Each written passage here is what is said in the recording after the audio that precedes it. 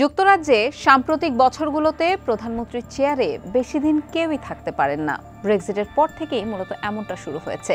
David Cameron ক্ষমতা ছাড়ার পর থেরেসা মে ক্ষমতায় আসেন। তিনি খুব বেশি দিন স্থায়ী ছিলেন না। বছর তিনেক পর বরিস জনসনের কাছে ক্ষমতা ছাড়তে হয় তাকে। এরপর বরিসও বেশি দিন টিকতে পারেননি। নানান সমালোচনার মুখে তিনিও ক্ষমতা ছাড়েন ঠিক ৩ বছরের মাথায়। সবচেয়ে কম সময় ছিলেন বরিসের পর প্রধানমন্ত্রী হওয়া লিজা ট্রাস। তিনি মাত্র ৫০ দিন প্রধানমন্ত্রী ছিলেন। এরপর ঋষি সুনাক ক্ষমতায় এসে মাত্র ১ বছর হলো। এর মধ্যেই নানান ইস্যুতে ব্যর্থতার দায় চাপে তার কাঁধে। সমালোচনা সামলাতে না পেরে হঠাৎই আগাম জাতীয় নির্বাচনের ঘোষণা করেছেন ঋষি সুনাক। জানিয়ে তৈরি হয়েছে কৌতূহল। অভিবাসীদের বিরুদ্ধে সাম্প্রতিক সময়ে কিছু পদক্ষেপ নিয়ে বিশ্বজুড়ে আলোচনায় থাকা যুক্তরাজ্যের প্রধানমন্ত্রী ঋষি সুনাক আসলে কি চাইছেন, কেনই বা নির্বাচনের জন্য এমন এক সময় বেছে নিলেন যখন তাকে নিয়ে চলছে আলোচনা আর সমালোচনা। দ্য গার্ডিয়ান ও বিবিসির প্রতিবেদনের আলোকে এটিই জানবো আমাদের আজকের প্রতিবেদনে। আপনাদের সাথে আছি আমি মোহনা হোসেন।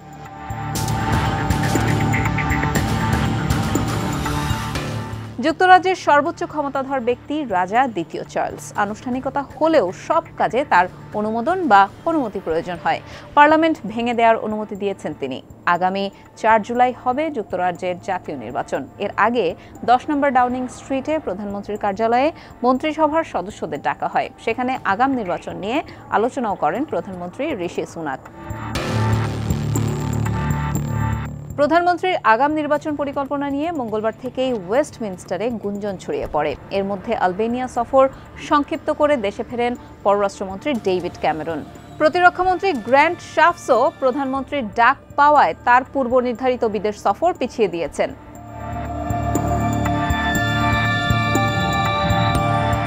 ৪ জুলাই হবে যুক্তরাজ্যের জাতীয় নির্বাচন। সেই দিনটি হবে বৃহস্পতিবার। যুক্তরাজ্যে বৃহস্পতিবার ভোট হওয়ার রেওয়াজ রয়েছে। তবে দ্য গার্ডিয়ানের হোয়াইট হল সম্পাদক রোয়েনা ম্যাসন বলেছেন, দেশের কয়েকটি অঞ্চলের জন্য নির্বাচনের সময়টি যথার্থ হয়নি, বিশেষ করে স্কটল্যান্ড এবং উত্তর আয়ারল্যান্ডের জন্য। কারণ সেখানে ওই সময় স্কুল ছুটি হয়ে যাবে এবং অনেকেই তখন ছুটি কাটাতে চলে যাবেন।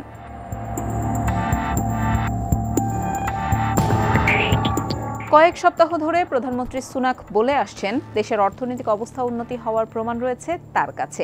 এখন তিনি যেসব বিষয়ে অগ্রাধিকার দিচ্ছেন তাতে জনগণের সায় আছে কিনা তা যাচাই করে নিতে চাইছেন।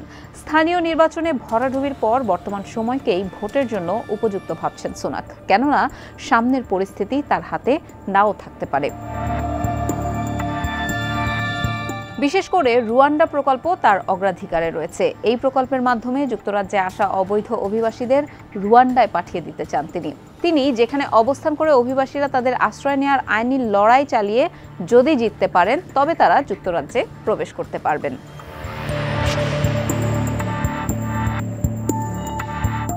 বিরোধীদের অভিযোগ, অর্থনীতির চাকা স্থবির হয়ে পড়ায় নিজের দায় এড়াতে সুনাক এখন এই নির্বাচনের ঘোষণা দিয়েছেন। শরৎকালে কনজারভেটিভদের জন্য দেশের সব কিছু ভালো হয়ে যাবে না।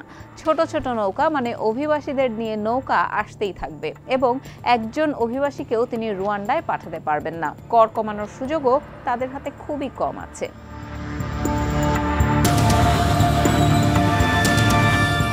যুক্তরাজ্যে নির্বাচনের তারিখ ঘোষণার পর পার্লামেন্ট ভেঙে দেওয়ার আগে কয়েকদিন তা মুলতবি রাখা হয়। ১০ নম্বর ডাউনিং স্ট্রিটের ঘোষণা অনুযায়ী ২৪ মে শুক্রবার পার্লামেন্ট মুলতবি হবে এবং ভেঙে দেওয়া হবে ৩০ মে বৃহস্পতিবার।